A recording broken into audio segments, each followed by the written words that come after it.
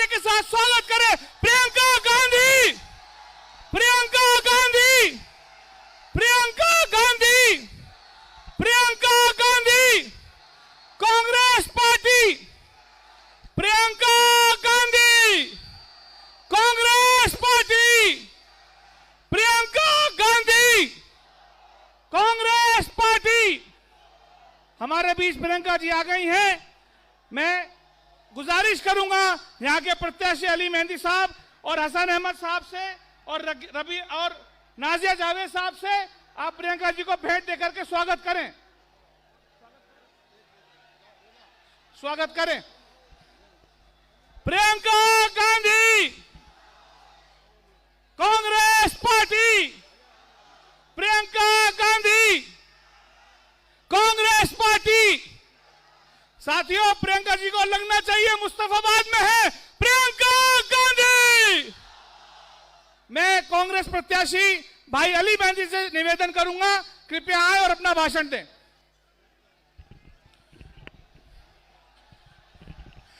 प्रियंका गांधी, मुस्तफाबाद वासियों, इस सरजमी प्रियंका गांधी जी पधारी हैं।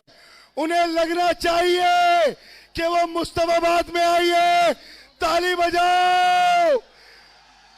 हमारी लीडर, देश की लीडर, देश की लीडर, वो आवाज जो कभी किसी से डरी नहीं। मैं ये कहना चाहता हूं, मैं सलाम करता हूं प्रियंका गांधी वाड्रा जी को। जिस तरह पार्लियामेंट के अंदर फिलिस्तीन का बैग पहनकर प्रियंका गांधी जी गई थी, यह इस बात की दलील थी। प्रियंका जी ने यह बताया था कि मैं जालिम के खिलाफ हूं और मजलूम के साथ खड़ी हूं। है नहीं, है नहीं। किसी में है इतनी हिम्मत, किसी में है इतनी हिम्मत जो इस तरीके की हिम्मत दिखाए, किसी में नहीं है। मैं सलाम करता हूं, प्रियंका जी को सलाम करता हूं। आज पूरा देश देख रहा है टकटकी लगाकर कि प्रियंका गांधी जी के अंदर हमें वही छवि दिखती है जैसे इंदिरा गांधी जी में दिखती थी। और ये सिर्फ बोलने के लिए नहीं, पहली बार एमपी बनने के बाद प्रियंका गांधी जी ने, हमारी नेता ने पार्लियामेंट में जाकर जालिमों के मुंह पर करारा तमाचा मारा है। दीदी, मैं आपका दिल की गहराई से शुक्रिया अदा करता हूं। अपने मुस्तफाबाद की तरफ से आपका शुक्रिया अदा करता हूं कि आप हमारे यहां पधारी हैं। ये सब लोग दीदी 4 बजे से आपकी एक झलक देखने के लिए बैठे हुए हैं। आपकी जबान से इस मुल्क की गंगा जमनी तहजीब को एक होते हुए सुनना चाहते हैं। दीदी, ये लोग आपको सुनते हैं, राहुल जी को सुनते हैं। आज पूरा मुस्तफाबाद और जमुना पार ये कह रहा है कि हम सब दीदी के आने के बाद कांग्रेस के साथ पूरी मजबूती से हैं। दीदी को बता दो, पूरा मुस्तफाबाद, जहां तक जा रही आवाज,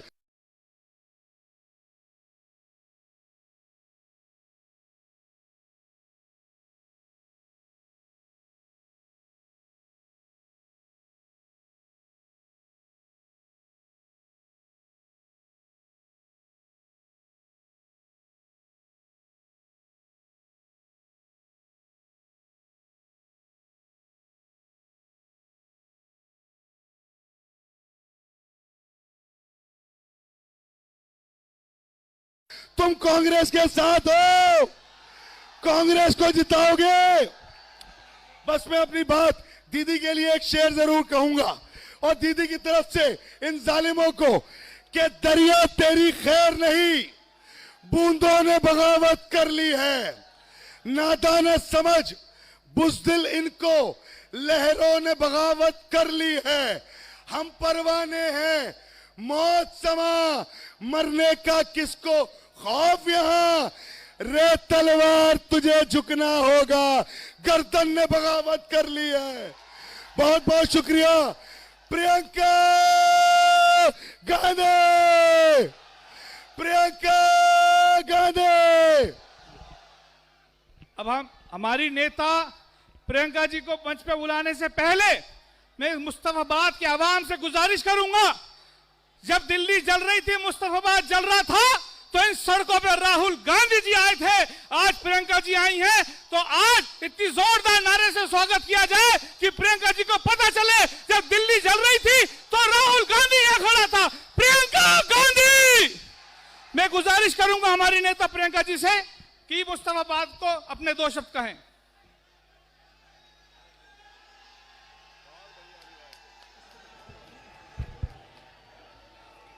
बहुत समय से इंतजार कर रहे हैं, लेकिन इतनी दूर क्यों हैं आप? दिख रही हूं मैं? हसन अहमद जी, दानिश अबरार जी, श्री अली मेहंदी जी और श्री ईश्वर बागड़ी जी, मंच पर उपस्थित सभी कांग्रेस के नेतागण, मेरी प्यारी बहनें, मेरे प्यारे भाइयों, आप सबका इस मीटिंग में आज बहुत बहुत स्वागत। बहुत समय से इंतजार कर रहे हैं इसलिए मैं ज्यादा देर नहीं लूंगी। कुछ खास बातें आपसे करना चाहती हूं। देखिए, चुनाव आ गया है और चुनाव के समय आप सब जानते हैं कि किस तरह से आपके सामने सब नेता आते हैं, प्रचार करते हैं, अपनी बात रखते हैं कि नहीं? मेरी बहनें भी बैठी हुई हैं खूब सारी। तो इस समय सबसे जरूरी बात क्या होती है? आपके मन में कौन सी बात होनी चाहिए? आप सब नेताओं की बातें सुनते हैं, उनका प्रचार सुनते हैं। आप तो बहुत समझदार हैं, जान जाते हैं कि कौन सच बोल रहा है, कौन झूठ बोल रहा है, कौन बड़ी बड़ी बातें कर रहा है, कौन सच्चाई की बात कर रहा है, कौन आपकी समस्याओं को समझ रहा है, कौन समझ नहीं पा रहा है। ये सब बातें लगभग आप समझ लेते हैं। मैं यहाँ इसलिए आई हूँ क्योंकि मैं आपको ये कहना चाहती हूँ कि चुनाव को हल्के में मत लीजिए। ये चुनाव जो होता है बहुत ही ज्यादा महत्वपूर्ण होता है। किसके लिए? नेताओं के लिए नहीं, आपके लिए, आपके जीवन के संघर्ष के लिए, आपके जीवन की तरक्की के लिए, आपके जीवन के भविष्य के लिए। देखिए, सरकार होती किस लिए है? इस देश की खासियत यह है कि यह देश लोकतंत्र है। खासियत यह है कि हमारे देश में जो संविधान बना वो सबके लिए बना। तो जो सरकार होती है उसे समान दृष्टि से सबको पहचानना चाहिए। हमारा संविधान कहता है कि सबके अधिकार समान है। इसका मतलब है कि यहां बैठी मेरी बहनें, यहां बैठे मेरे भाई, आपके जो अधिकार हैं वो हमारे अधिकारों से अलग नहीं है। हमारे संविधान ने आपको वोट दिया, वोट की शक्ति दी। ये वोट की शक्ति क्या है? ये वो अधिकार है जो आपके पास भी है, प्रधानमंत्री के पास भी है, इन नेताओं के पास भी है। सबका समान अधिकार है। इस वोट से आप अपनी सरकार को चुनते हैं। अपने संविधान को या तो आप मजबूत बनाएंगे, अपने देश को मजबूत बनाएंगे, या फिर उसको कमजोर करेंगे। आपका वोट अगर ये नहीं पहचान पाएगा कोई इस देश को बनाने वाले कौन हैं और बिगाड़ने वाले कौन हैं, तो आप इस वोट के जरिए इस देश का नुकसान भी कर सकते हैं। इसीलिए आपको बहुत संजीदगी से सोचना पड़ेगा, समझना पड़ेगा कि चुनाव के समय आपके निर्णय का क्या महत्व है। देखिए, ये दिल्ली शहर है, देश का केंद्र है, दुनिया के सबसे बड़ी शहरों में से एक शहर है। क्या हो गया, दिख नहीं हूं? इधर आऊं?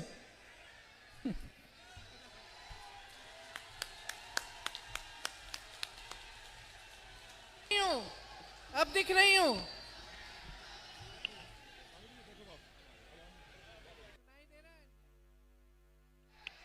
सुनाई दे रहा है?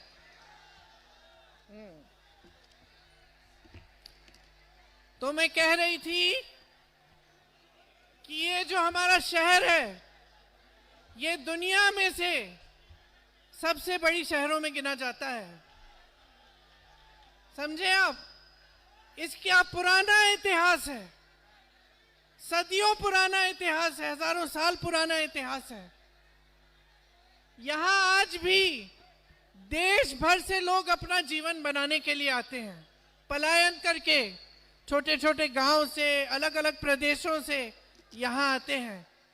उनकी सोच ये होती है कि हम दिल्ली जाएंगे, अपना जीवन बनाएंगे, भविष्य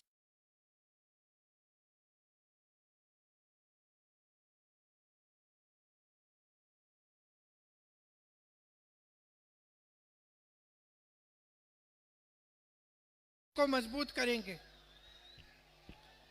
यहां आकर मुश्किल से मुश्किल परिस्थितियों का सामना करना पड़ता है, संघर्ष होता है।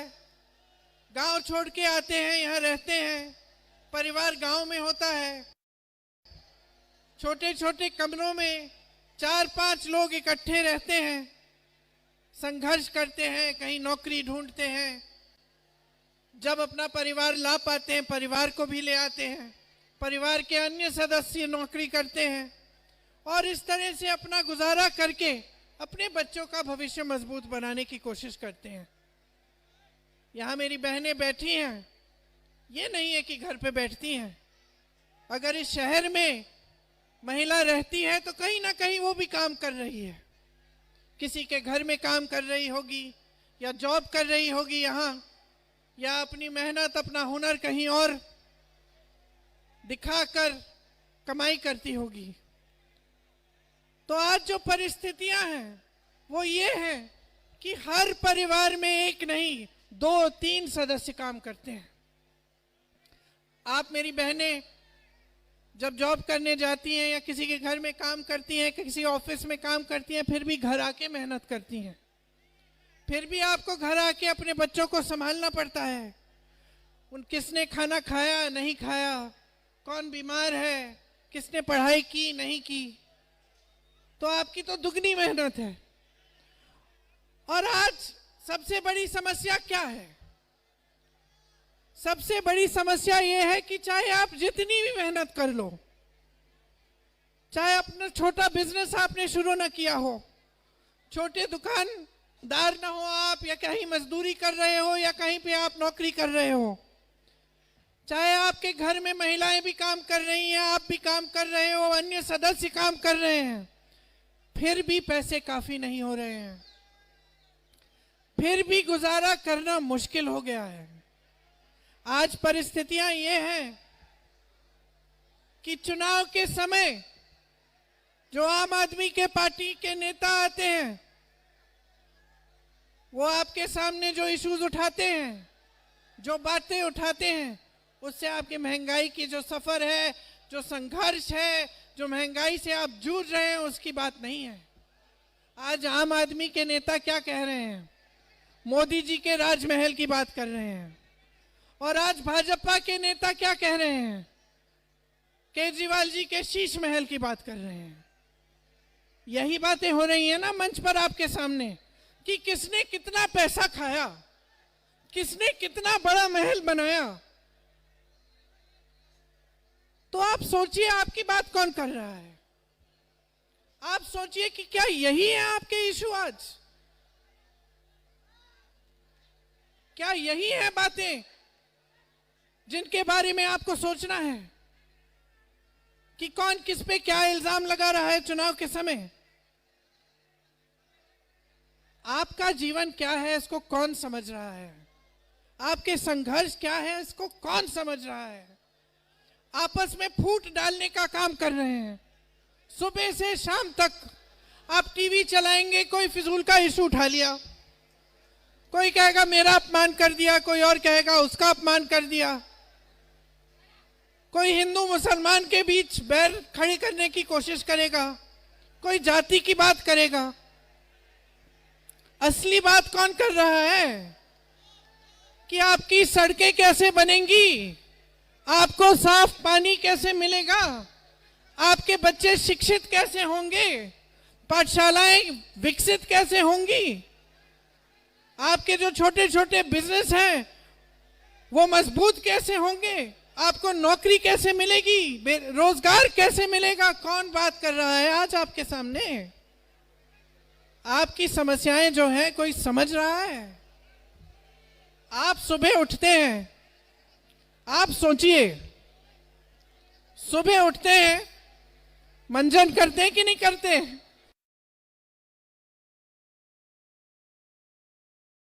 किया करो। मंजन करते हैं, दांत मंजन पे, टूथपेस्ट पे जीएसटी है, ब्रश पे जीएसटी है, चाय पीते हैं उस पे जीएसटी है, ब्रेड खाते हैं ब्रेड मक्खन पे जीएसटी है, कपड़े पहनते हैं कपड़ों पे जीएसटी है।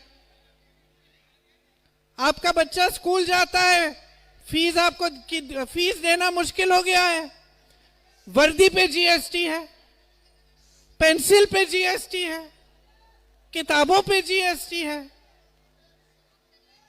आप पेट्रोल डीजल भरना चाहेंगे अपने टू व्हीलर में, अपनी गाड़ी में, पेट्रोल डीजल के दाम बढ़ गए हैं। तो आप हर तरह से घिरे हुए हैं, आपके टैक्स बढ़ते चले जा रहे हैं और दिख क्या रहा है आपको? शीश महल, राजमहल, अडानी जी, अंबानी जी। देखिए, मैं समझती हूं, मेरे भी बच्चे हैं, सबकी परिस्थितियां अलग हो सकती हैं, लेकिन आज जीवन बदल गया है।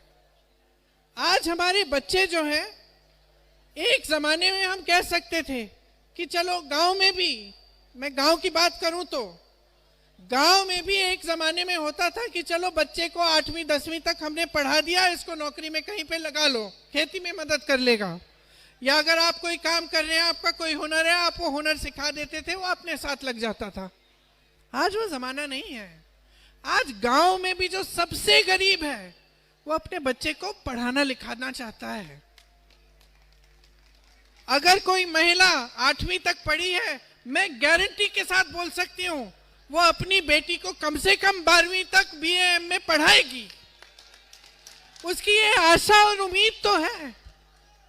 मैंने महिलाओं को देखा है गांव में, साड़ी के फॉल सिलते हुए छुप छुप कर अपने ससुर जी, अपनी सासू माँ से जाकर उसको 100 रुपए 150 रुपए कमा कर वो रखती थी कि अपनी बेटी को मैं अपने से ज्यादा पढ़ाऊंगी।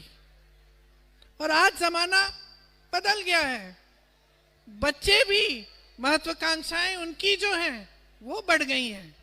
आज आपके बच्चे आपसे फोन मांगेंगे, है कि नहीं? आपसे कहेंगे अम्मी हमें फोन चाहिए, या माता जी हमारे लिए अच्छे कपड़े लेके आओ।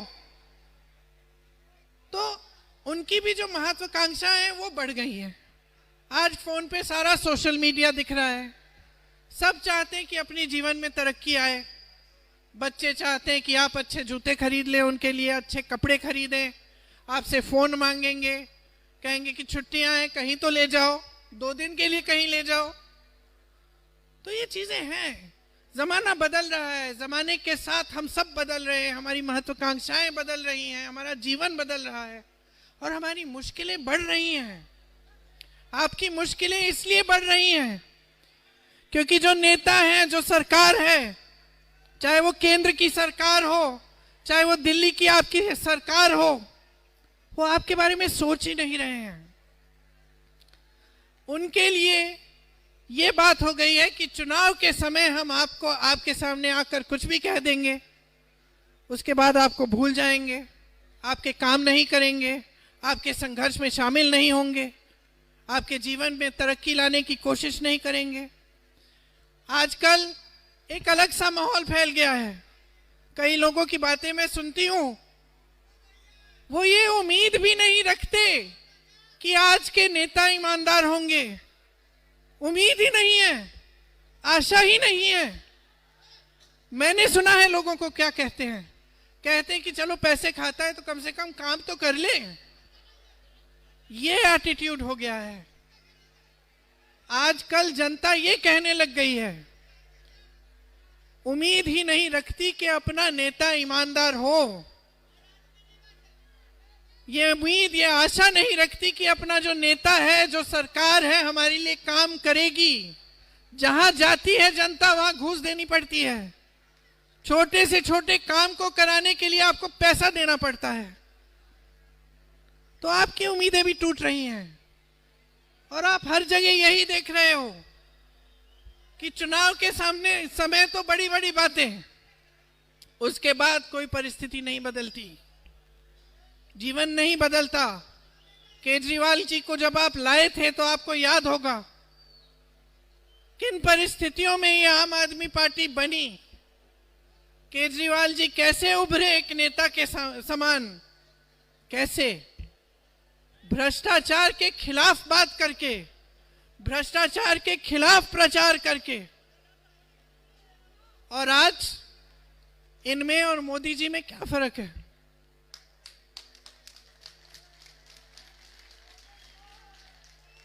कहीं शीश महल, कहीं राजमहल। मोदी जी कहते हैं कि नेहरू जी की वजह से सब गलत हो रहा है, अपनी खुद कोई जिम्मेदारी नहीं लेते, अपनी बात कभी नहीं कहते कि 10 सालों में मैंने क्या किया। कहते हैं कि वो फलाने कांग्रेस की सरकार में ऐसा हुआ इसलिए ये वो। केजरीवाल जी मोदी जी को दोष देते हैं। एक तरफ मोदी जी को नेहरू जी मिल गए, दूसरी तरफ केजरीवाल जी को मोदी जी मिल गए। काम कौन कर रहा है?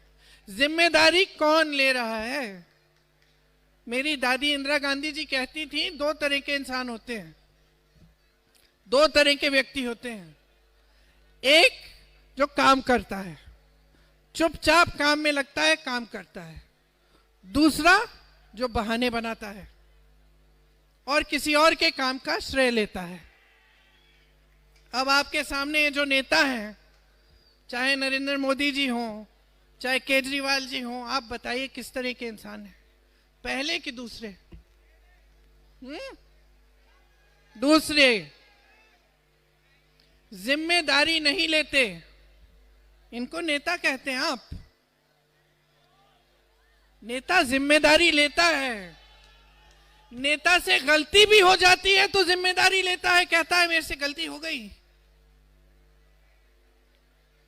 नेता डरता नहीं है, लोगों को लड़ाता नहीं है, लोगों का ध्यान भटकाने का काम नेता का काम नहीं है।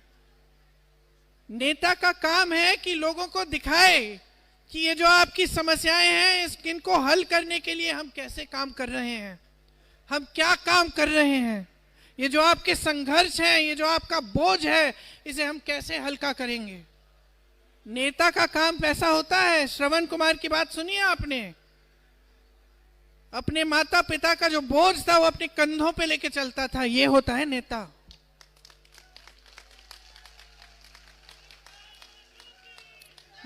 नेता वो होता है जो एकदम निडर होके, निर्भय होके सच बोलता है, वो नेता होता है। आपने राहुल गांधी को देखा है, वो नेता है। चाहे किसी को बात पसंद आए नहीं आए, किसी को सच कड़वा लगे, फिर भी सच बोलने से नहीं कतराते। वो नेता जो 4000 किलोमीटर पैदल आपके लिए चलता है कि ये देश एक होना चाहिए, वो नेता है। ये तो कायर हैं, ये तो कायर हैं, दोनों समान हैं, भ्रष्ट हैं, कायर हैं। ये पहले अपने लिए करेंगे, उसके बाद जनता के बारे में सोचेंगे। यही इनकी परंपरा रही है। अगर भाजपा की आप पूरी राजनीति देखेंगे तो शुरू से अंत तक फूट फैलाने की राजनीति है। यहां दिल्ली में देखिए, यहां शीला दीक्षित जी थी, वो नेता थी। कितना काम किया उन्होंने, और आज उनकी दिल्ली को देखिए, हवा को देखिए। आपके छोटे छोटे बच्चे नेबुलाइजर ले रहे हैं, सांस नहीं ले पा रहे हैं। प्रदूषण इतना बढ़ गया है, और इनकी तू तू मैं में कुछ नहीं है। यहाँ सड़कें नहीं बनी है ठीक ढंग से, पानी नहीं मिल रहा है आपको, महंगाई से आप जूझ रहे हैं, हर जगह बेरोजगारी ही बेरोजगारी, और आपको कोई पूछ रहा है? आप सोचिए, यहां पलायन करके इतने लोग आते हैं, कोशिश करते हैं अपना जीवन बनाने का। सरकारी विभागों में 25,000 से ज्यादा पद खाली पड़े हैं। भाई क्यों नहीं भरे? कोई कमी है बेरोजगार बच्चों की? भर लो ना, कौन रोक रहा है आपको?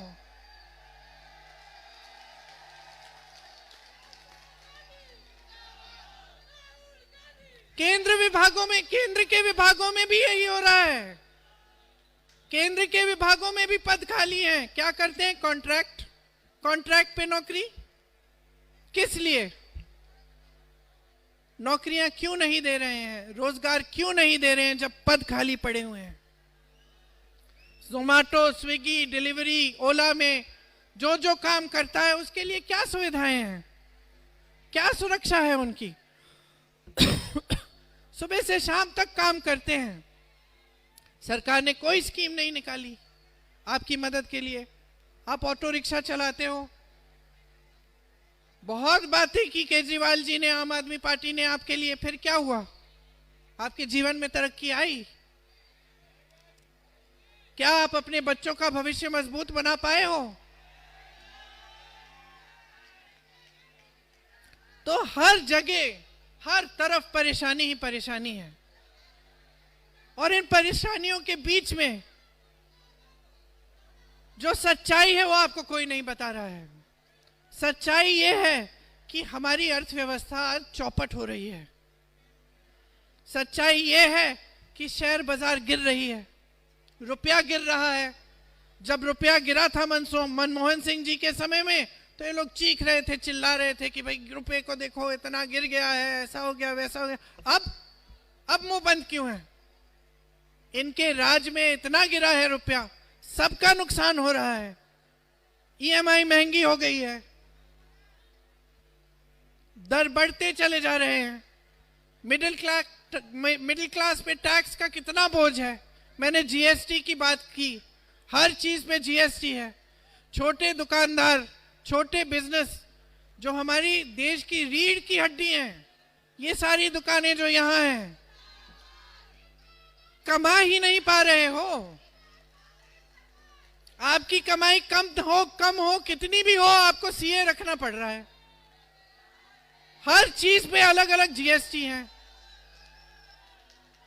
आपको मजबूत करने का काम कोई नहीं कर रहा। आप रोजगार देते थे, छोटे छोटे बिजनेस रोजगार देते थे, आपको दुर्बल किया जा रहा है। पीएसयू रोजगार देते थे। ये लोग कहते हैं ना, नेहरू जी का नाम बहुत लेते हैं। तमाम पीएसयू जो नेहरू जी ने बनवाए, क्या कर रहे हैं ये लोग?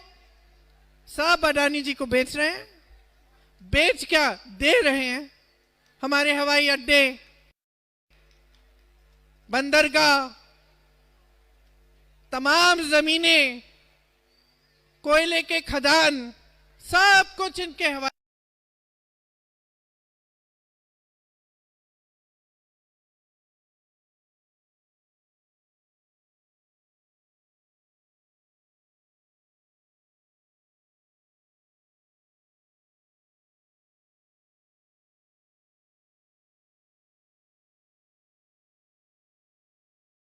कर रहे हैं।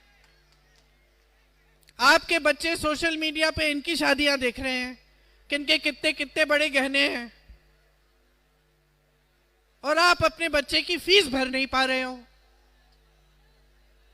तो कौन कहता है कि अमीर नहीं हो जाओ भाई, कमाया है तुमने तो हो जाओ, लेकिन देश की संपत्ति तुम्हें मुफ्त में मिल जाए और फिर तुम ऐश करो। और देशवासी जूझ रहे हैं महंगाई से। कोई बीमार पड़ता है, अस्पताल नहीं पहुंचा पा रहे हैं, सुविधा ही नहीं है। कोई घर पे बीमार पड़ जाता है तो क्या करना पड़ता है आपको? प्राइवेट में जाना पड़ता है। सुविधा ही नहीं है ठीक ढंग की आपके लिए। बहुत बड़ी बड़ी बातें हैं पाठशालाओं की, अस्पतालों की, लेकिन जमीन पर, धरातल पर कुछ नहीं है। और ये मेरे कहने से मत मानिए, अपने जीवन को देखिए। पिछले 10 सालों में, जब से भाजपा की केंद्र में सरकार रही है, जब से आम आदमी की सरकार दिल्ली में रही है, तब से बताइए आपकी कितनी तरक्की हुई है। शीला दीक्षित जी ने जो काम किया आपके सामने है। बड़े बड़े ब्रिज बनाए, हाईवे बनाए, बिजनेस को मदद किया, आगे बढ़ाया, मेट्रो बनाई। जिस जिस चीज का शिलान्यास शीला जी ने किया, उसका श्रेय ये लोग ले रहे हैं। मेट्रो में बैठ के सफर कर रहे हैं मोदी जी। लेकिन सच्चाई तो आपके सामने है ना।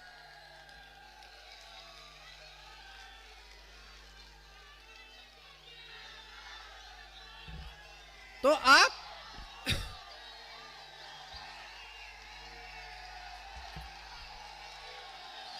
गिनाऊं मैं शीला जी के काम गिनाऊं? लिखा है मेरे पास। सुनिए, कांग्रेस पार्टी की जो यहां दिल्ली में सरकार थी, शीला जी के नेतृत्व में क्या क्या किया उन्होंने। देश की सर्वश्रेष्ठ मेट्रो दिल्ली में बनानी शुरू की। कॉलोनियों का नियमितीकरण किया। पानी और सुअर के लिए सुधार की योजनाएं बनाई। बेहतरीन सड़कें और ट्रैफिक का सिस्टम बनवाया। दिल्ली का सुंदरीकरण किया। सैकड़ों पार्क बने, ग्रीन एरिया बढ़ाया, सीएनजी बसेस में डलवाई ताकि ये प्रदूषण कम हो। 70 फ्लाईओवर बनाए, अंडरपास बनाए, सिग्नेचर ब्रिज बनाया, मॉल बनाए, बिजनेस कॉम्प्लेक्स बनाया, नया सचिवालय बनाया, कनॉट प्लेस का सुंदरीकरण कराया, नए सरकारी आवास बनाए, मजबूत इंफ्रास्ट्रक्चर बनाया। श्री मनमोहन सिंह जी और श्रीमती शीला दीक्षित जी ने जितना किया वो सब आपके आंखों के सामने है। मैं इन सबसे पूछना चाहती हूं मोदी जी से, मोदी जी आपने क्या किया? आपने क्या किया दिल्ली के लिए? केजरीवाल जी आपने दिल्ली के लिए क्या किया? थोड़ी सी हिम्मत कर लीजिए, अपनी कायरता को 2 मिनट के लिए परे करके और इस देश की जनता को, दिल्ली की जनता को बता दीजिए क्या किया है आपने। आपने फूट फैलाई है, ये सब जनता जानती है। आपने फिजूल के मुद्दे उठाए हैं हर बार, हर चुनाव में, ऐसे मुद्दे जिससे कोई मतलब नहीं है जनता का, जनता के संघर्षों का। आपने एक चुनाव में एक बार इस देश की जनता के काम की बात नहीं की। सच्चाई ये है, असलियत ये है। और आज हम यहां खड़े हैं, आज हम यहां खड़े हैं कि देश की सारी संपत्ति कुछ गिने चुने लोगों के हाथों में है। कर्ज माफ होते हैं उनके, कर्ज उठाती है जनता। बेटी की शादी करनी पड़ती है तो कर्ज उठाना पड़ता है। बच्चों को ट्यूशन पढ़ाना पड़ता है, इम्तिहान कराने के लिए तो कर्ज उठाना पड़ता है। देश के गांव-गांव में खेती करनी पड़ती है, कर्ज उठाना पड़ता है। 50-50 हजार रुपए के, लाख रुपए के लिए लोग आत्महत्या कर रहे हैं, किसान आत्महत्या कर रहे हैं। स्टूडेंट परीक्षा देकर आत्महत्या कर रहे हैं क्योंकि दे देकर थक गए हैं और घोटाले पे घोटाला होता है। माँ बाप लोन लेके फीस भर रहे हैं। बच्चों को शर्म आती है कि माँ बाप इतना संघर्ष कर रहे हैं लेकिन हमें रोजगार नहीं मिल पा रहा है। ये हालत बना दिया इन लोगों ने। आप कांग्रेस की सरकारों को देखो, मेरी बातों पे मत जाओ, मेरी बातों पे मत जाओ। कांग्रेस की सरकारों को देखो, कहां कहां क्या क्या हो रहा है। राजस्थान, मध्य प्रदेश, छत्तीसगढ़ और तेलंगाना और कर्नाटक में जब जब हमारी सरकार थी, हमने किसानों का कर्ज माफ किया। हिमाचल में महिलाओं को 1500 रुपए हर महीने मिलते हैं। कर्नाटक में 2000 रुपए मिलते हैं। झारखंड में 2500 रुपए मिलते हैं। कर्नाटक, तेलंगाना और झारखंड में 200 यूनिट बिजली की मुफ्त में मिल रही है आज के दिन। तेलंगाना में कांग्रेस की सरकार है, 10 लाख तक मुफ्त इलाज है। हिमाचल प्रदेश में कैंसर के मरीजों के लिए मुफ्त इलाज है। हिमाचल और कर्नाटक में बुजुर्गों को घर बैठे इलाज की सुविधा दी जा रही है। राजस्थान में जब हमारी सरकार थी तो चिरंजीवी योजना थी, 25 लाख तक इलाज मुफ्त में हो रहा था। मैं बार बार हर मंच पर यह कहती हूं, खुद मेरे आंखों में आंसू आए जब मैं राजस्थान गई थी। उस समय एक शख्स थे, उन्होंने मुझे कहा कि उनकी पूरी हार्ट की जो सर्जरी थी पूरी मुफ्त में हुई। किसी को कैंसर था, उसको सिर्फ 100 या 150 रुपए जो फॉर्म था उसको भरने की फीस देनी पड़ी, सारा इलाज मुफ्त हुआ। ये कर सकती है सरकार आपके लिए, ये चीजें करनी चाहिए हर सरकार को। राजस्थान में पहली बार कांग्रेस की सरकार जब थी तो गिग वर्कर की बिल लाई। मैंने ओला, उबर, जोमैटो, डिलीवरी वाले जो रोजगार करते हैं उनकी बात की, उनके लिए एक बिल लाए। तेलंगाना में इनको 10 लाख का बीमा मिल रहा है, कर्नाटक में 4 लाख का बीमा मिल रहा है। मैं यहां आ रही थी, एक बस पे मैंने देखा मोदी जी का चेहरा और भाजपा का कमल का फूल, और उस पे लिखा है आपको गैस सिलेंडर 500 रुपए में मिलेगा। वाह वाह वाह वाह, अब चुनाव आ गया है तो आप 500 रुपए में दे सकते हैं। और इतने सालों से जो मेरी बहनें यहाँ पे 1200 रुपए, 900 रुपए, 1100 रुपए ऐसे बढ़कर गैस सिलेंडर के लिए दे रही थी, वो तो उस समय भी आप दे सकते थे क्या 500 रुपए के लिए? अगर आज दे सकते हैं तो उस समय दे सकते थे। उस समय क्यों नहीं दिया? क्योंकि वोटों का सौदा कर रहे हैं आप, वोटों का सौदा हो रहा है, झूठ बोला जा रहा है। पहचानिए मेरी बहनें और भाइयों, पहचानिए कि आपके साथ एक बहुत बड़ा खेल हो रहा है। गरीबों का घर बनाने के लिए कर्नाटका की सरकार मदद कर रही है, आज 3.5 लाख रुपए दे रही है। हिमाचल में 7 लाख रुपए मिल रहे हैं, तेलंगाना में 5 लाख रुपए मिल रहे हैं। कर्नाटक में जो हमारी गारंटी की योजनाएं हैं, सुन लीजिए, महत्वपूर्ण मुद्दा है।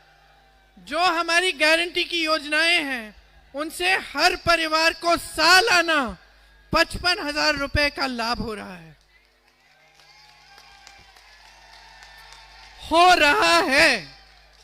हम ये नहीं कह रहे हैं कि करेंगे, हम करके दिखा रहे हैं।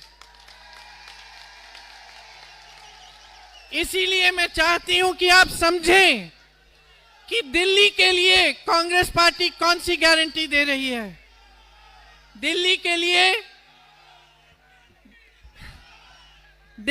लिए कांग्रेस पार्टी प्यारी दीदी योजना लाएगी, जिससे महिलाओं को हर महीने 2500 रुपए मिलेंगे। जीवन रक्षा योजना लाएंगे, जिससे 25 लाख तक आपको मुफ्त इलाज मिलेगा। युवा उड़ान योजना लाएंगे, जिसमें युवाओं को 1 साल की अप्रेंटिसशिप के लिए 8,500 रुपए हर महीने मिलेंगे। फ्री बिजली योजना लाएंगे, जिससे 300 यूनिट बिजली आपको मुफ्त में मिलेंगी। महंगाई मुक्ति योजना लाएंगे, जिससे 500 में गैस सिलेंडर और फ्री राशन का किट मिलेगा। और मेरे पूर्वांचली भाइयों और बहनों के लिए खास तौर से एक अलग मंत्रालय बनाया जाएगा और एक अलग बजट बनाई जाएगी। तो देखिए, शुरू में मैंने कहा कि ये जो वोट है आपका, इसको हल्के में मत लीजिए। ये एक बहुत महत्वपूर्ण चीज है। ये आपके संविधान को बचाकर रखता है, आपको बचाकर रखता है। संविधान आपका सुरक्षा कवच है। अगर इस देश में आपका संविधान नहीं बचेगा, अगर संविधान मजबूत नहीं रहेगा, तो आपके अधिकार कमजोर होंगे। और इन 10 सालों में अगर भाजपा ने एक चीज की है, तो जनता को कमजोर करने का काम किया है। चाहे आर्थिक तौर पर, चाहे राजनीतिक तौर पर, चाहे मानसिक तौर पर। इनकी जो विचारधारा है, इसको समझिए। सारी सत्ता केंद्रित करके रखते हैं। सारी सत्ता एक इंसान के हाथ में होनी चाहिए। और आम आदमी पार्टी के केजरीवाल जी की विचारधारा भी इतनी ही है, ऐसे ही है। सारी सत्ता सिर्फ इन्हीं के हाथों में है। ये देश कभी ऐसे चल नहीं सकता है। सच्चाई ये है कि इस देश में हजारों करोड़ों लोगों की आशाएं, महत्वाकांक्षाएं हैं। हजारों करोड़ों लोगों की अलग अलग अभिव्यक्तियां हैं, सैकड़ों भाषाएं हैं, अलग अलग रहन सहन के तरीके हैं। और ये भारत, ये देश हमारा अनोखा इसलिए है, इसकी खासियत ये है कि ये जितने भी लोग हैं, चाहे कितने भी अलग हों, इनका रहन सहन, इनके धर्म, इनकी जातियां, इन सब को समान दृष्टि से ये लोकतंत्र देखता है। तो ये लोकतंत्र जो है, ये एक बहुत ही बड़ी चीज है। इसको समझना बहुत ही जरूरी है। ये लोकतंत्र वो चीज है जिससे आज तक ये देश बचा है। आसपास के देशों को देखिए, आज पाकिस्तान को देखिए, बांग्लादेश को देखिए, श्रीलंका को देखिए, नेपाल को देखिए, और अपने भारत को देखिए। आज भारत बुलंद है, आज खड़ा है, आज मजबूत है, क्योंकि हमारे देश में हमेशा से, जब से हमें आजादी मिली, तब से लोकतंत्र मजबूत रहा। लेकिन इनके हाथों में पिछले 10 सालों से ये लोकतंत्र कमजोर होने लगा है। ये लोकतंत्र कमजोर होने लगा है, आपके अधिकार कमजोर होने लगे हैं, आपकी संपत्ति आपसे छीनी जा रही है, बड़े बड़े उद्योगपतियों को दी जा रही है। तो आप समझिए, ऐसी सरकार लाइए जो आपकी संपत्ति आपके जेब में वापस डाले। ये सारी स्कीमें जो हैं, ये लोग कहते हैं ना कि ये स्कीमें हो नहीं सकती, ये हो रही है जहां कांग्रेस की सरकार चल रही है। और इसलिए हो रही है क्योंकि आपसे चोरी नहीं हो रही है, क्योंकि जो आपकी संपत्ति है वो किसी बड़े उद्योगपति की जेब में नहीं डाल रही है कांग्रेस की सरकार। कांग्रेस की सरकार वापस आपको स्कीम बना कर दे रही है। इसलिए मैं आपसे आग्रह करती हूं कि 5 तारीख को कांग्रेस के उम्मीदवारों को भारी बहुमत से जिताइए। यहां ईश्वर भी हैं और अली भी हैं।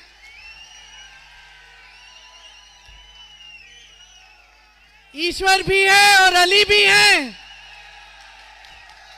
और आपका साथ है तो इस देश को मजबूत बनाने वाली राजनीति भी आए।